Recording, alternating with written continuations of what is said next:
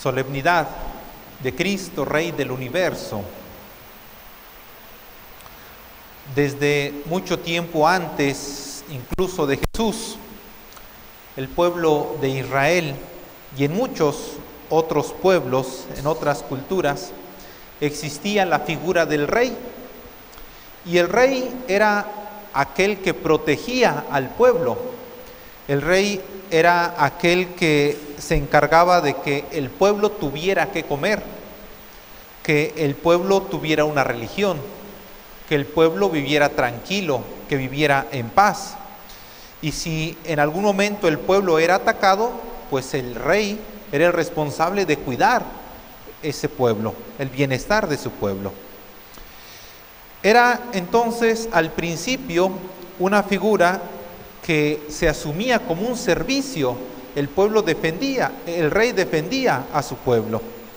Y después se fue pervirtiendo la imagen del rey y el rey pasó de ser servidor a ser servido por todos. Independientemente de esto, cuando el pueblo de Israel le pide a Dios un rey, pues lo hace precisamente para que los proteja en el nombre de Dios. Y esta imagen pues sigue de alguna manera estando presente en nosotros, porque así vivimos también nuestra fe. Nosotros nos acercamos a Dios para que nos proteja, para que nos libre de nuestros enemigos, para que nos alimentemos o para que nos alimente, para que sintamos la pertenencia a alguien. En este sentido podemos decir que Dios es nuestro Rey, que es la fiesta que hoy estamos celebrando, Cristo, Rey del universo. Pero esta fiesta nos invita a pensar algo todavía mucho más profundo. Cuando uno está leyendo un buen libro o una buena novela o está viendo una buena película, lo que espera también es un buen final, un final que sea plenitud y culmen de toda esa historia que se ha recorrido. Sabemos que hay finales buenos y nos dejan satisfechos, pero también hay finales que nos dejan mucho que desear, otros que dejan muchos cabos sueltos y otros que hacen un desenredo perfecto de la historia. Y estoy seguro que a nadie nos gustan los finales malos, por lo que un buen final no es otra cosa más que la coronación de toda una exquisita narración.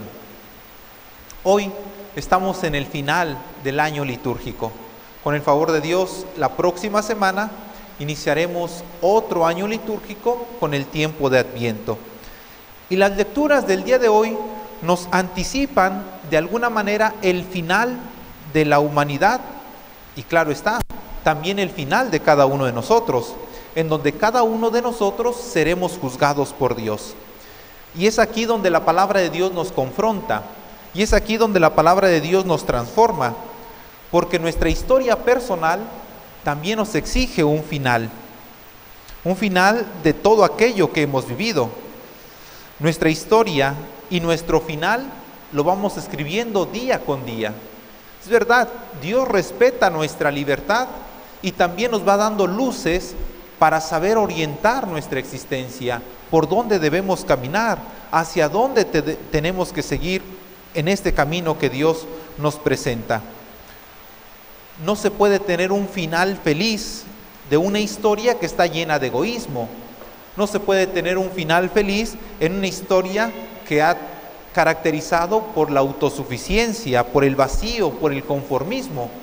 Un buen final implica una buena historia. Una historia que nosotros día con día estamos escribiendo.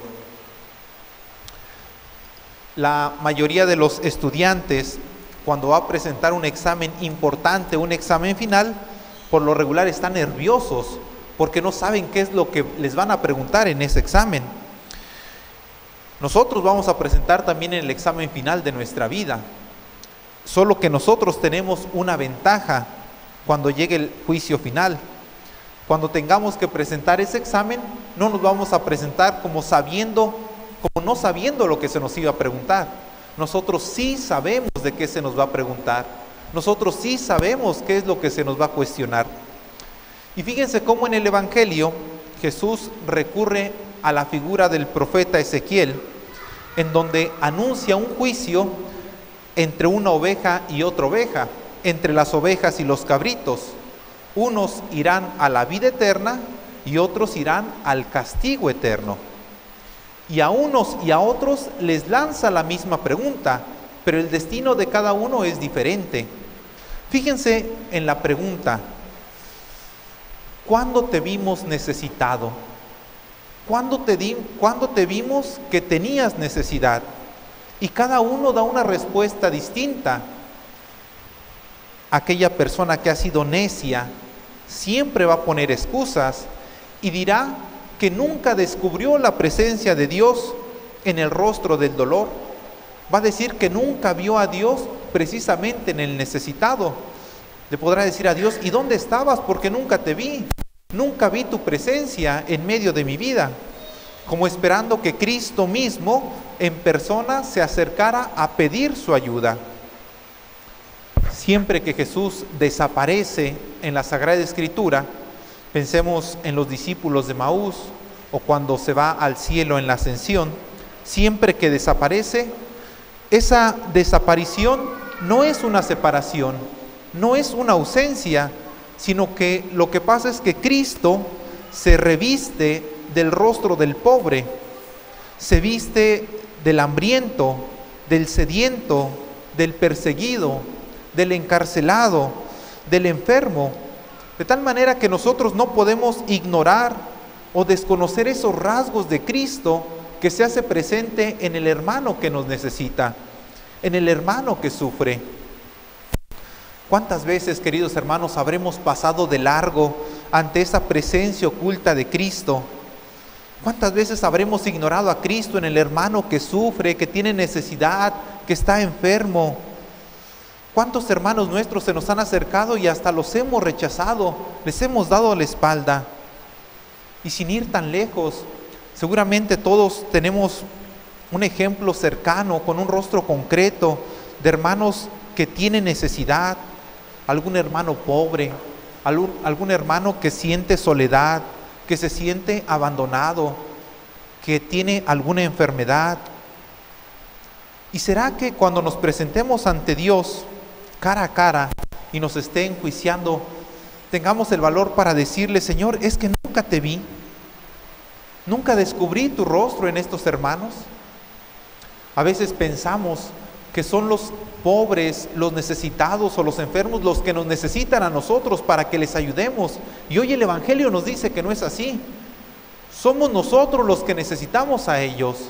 Ellos nos van a dar nuestro boleto para llegar al cielo.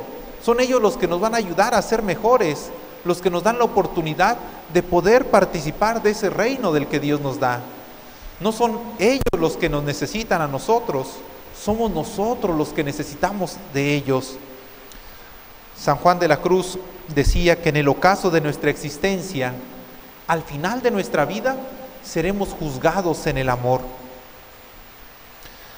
¿Qué es lo necesario para que presentemos nuestro examen final en la vida?